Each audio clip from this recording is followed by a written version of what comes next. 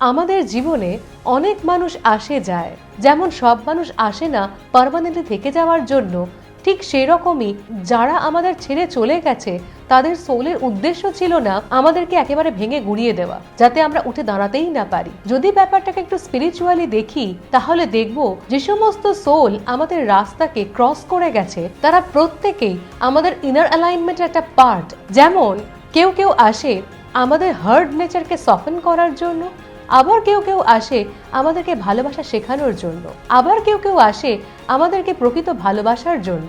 এমন অনেকে আসে অনেক চ্যালেঞ্জেস নিয়ে আমাদেরকে স্ট্রং বানানোর জন্য, আবার কেউ কেউ আসে আমাদের মধ্যে যে পার্টটা ঘুমিয়ে আছে তাকে জাগানোর জন্য।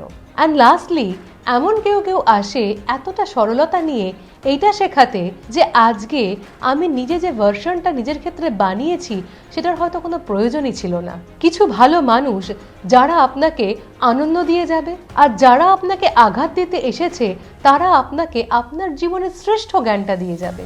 আর এমন কিছু খুব কম মানুষ এমন কিছু স্মৃতি রেখে যায় যেটা আপনার সারা জীবন মনে থেকে যাবে। This is balance, this is soul alignment. যেদিন থেকে আপনি কমপ্লেন করা বন্ধ করে দেবেন আর রিফ্লেক্ট করা শুরু করবেন, ঠিক সেই দিন থেকেই আপনি সব কিছুকে পার্সোনালি নেওয়া বন্ধ করে পারপাসফুলি নেবেন।